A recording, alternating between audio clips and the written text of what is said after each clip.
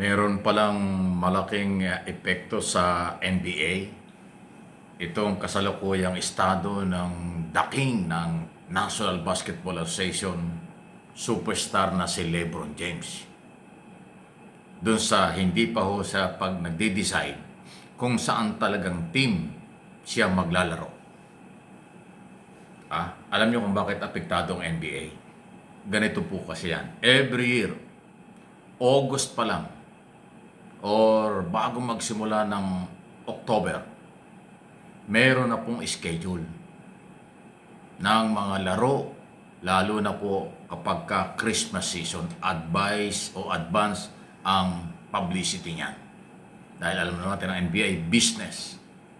So kailangan dyan pagka holiday katulad ng Christmas, maraming manonood pagka mga superstar na player at mga superstar na mga team or mga sikat na mga team ang maglalaban during Christmas season.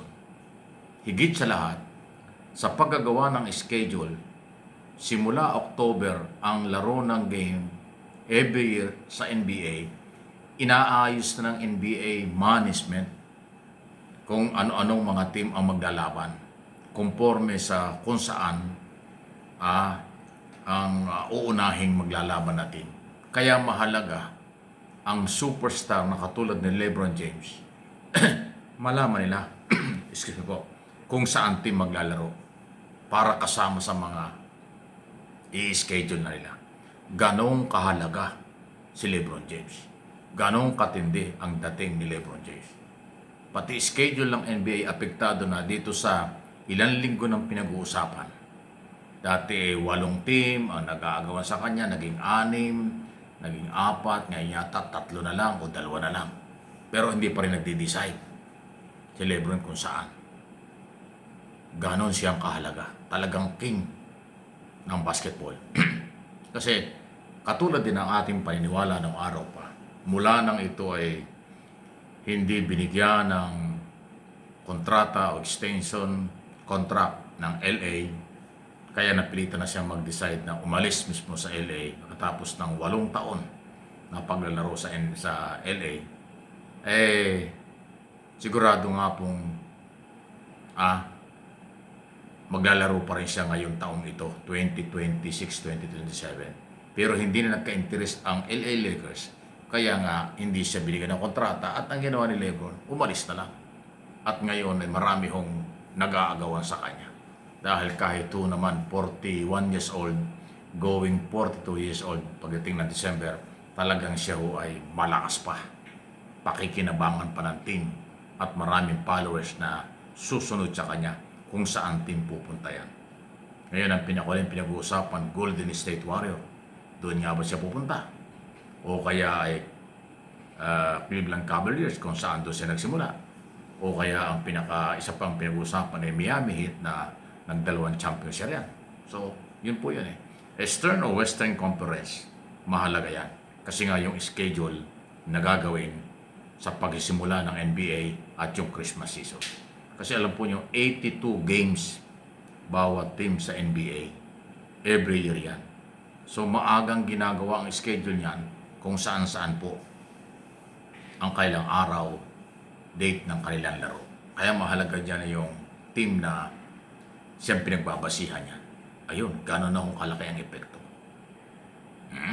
Pero hindi mo naman masisi si LeBron James dahil kumbaga sa pasintabi na talagang sinagkakaedad na rin, although malakas pa at kaya-kaya pa. Kaya ang kanya siguro pinipili hindi lang ho yung pera. Ang gusto talaga niyang mag-champion pa rin. Sino ba namang tatanggi doon? Ay lahat namang NBA players gusto niya mag-champion kahit paulit-ulit. Dahil yun yung karangalan Sa kanila hindi na mahalaga yung pera, lalo kay LeBron James, bilyonaryo yan in dollars Hindi niya kailangan ng pera kung yung pera lang pag-usapan. Yung karangalan, kasi makakuha ka ng another ring, panibagong kampiyon, maganda yun. Kaya nga ngayon pinag-uusapang sa Golden State Warriors sa sumama, si Kyrie ang kanyang mga kasama, ay lalo hong lalakas sila. Matindi yan. Kung sa Miami naman, ganun din. Lahat ng team. Okay? So, yun po yun. Hindi pera ang pinag-uusapan.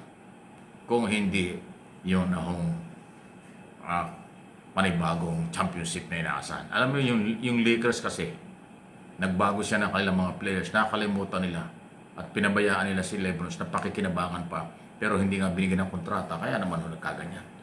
Eh kung binigyan ng pagkakataon si LeBron ng kontrata pa, hindi yan aalis ng Lakers. Maglalaro talaga yan, hindi na pag-uusapan niya yun. Di ba? Ibang players na pag-usapan. Kung siya binigyan ng contract, ay hindi nga binigyan ng contract. Kaya napilitang umalis. At ngayon, ay pinag-aagawan. Yun ang talagang malaking business, $1 billion business ang NBA. At higit sa lahat, alam ba ninyo, milyon-milyong Pilipino rin ang nag-aabang at nanonood ng NBA sa buong mundo. Kahit na dito sa atin sa Pilipinas, maraming isyong pinag-uusapan. Pero pagka may oras pagkakataon, kahit ako aminin ko po, mahilig ako manood ng basketball. Mahilig ako manood ng NBA. Basta halos araw-araw pag may oras ako, nanonood talaga. Yan ho yung aking libangan. Sports. Lahat ng sports na gusto ko, pinapanood ko pag wala akong ginagawa. Pero NBA, isa yan. Okay? Kaya alam na rin natin naman nangyayari dito. Business, sports, entertainment. Pero tayo ay sports entertainment lang atin. Hindi tayo nakikialam sa business nila. Kasi yung iba ang business nakikipagsugal, hindi ho tayo, wala ho tayong hindi bisyo ng magsugal kahit anong sugal ayaw natin. So ayun yun. Abangan natin kung mga sa susunod ng ilang oras araw. Dahil yun ang istorya. NBA apektado na sa hindi pa pagdesisyon ni LeBron James kung saan siya maglalaro. Kaya lalo yang pag-uusapan at aabangan. Halos lahat ng team, halos lahat ng players gusto siyang makasama. Ganon siyang kagaling. At nasa record naman niya. Isipin mo, 4 na beses nag-champion, 4 na beses na nag-final MVP, Olympic medalist ng ilang beses na rin. Pagkatapos king nga siya dahil siya yung highest point, siya pinakamaraming nagawang point sa kasaysayan ng NBA. At yung kanyang edad na 41 years old nitong nakaraan, hindi ka maniniwalang 41 years old na going 42 kung maglaro. Nakikipagsabayan sa 25, 22, 20 years old sa NBA. At mukhang kakayanin pa sa susunod na mga taon. Baka hindi lang ngayong taong ito. At yan din po ang player na gumagastos ng $1 million para sa kanyang maintenance ng kanyang katawan, pagkain.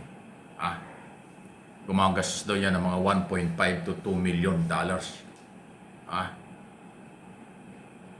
Ganong kalaki ang gastos niya sa mga ginagamit niya. Para lang ho sa kanyang sarili na ma-maintain ang kalusugan. At yun naman ang kanyang kapital, yun ang kanyang puhunan, at yun naman po ang nagiging dahilan kung bakit talagang tabo ang kanyang mga team na pinanggagalingan. Laging viral ang kanyang mga laro at malaking kinikita ng NBA dahil sa kanya. Ayun po yun. Okay? Huwag magtatampo yung iba. Ang ibang superstar, ganun din. Kaya lang iba talaga yung king. Ayun. Please like, share, subscribe, and follow. Itong ating MA Pinoy TV. Balitang politika, showbiz, at saka sports. Kaya huwag kayo magtataka, talaga pong kailangan natin yan.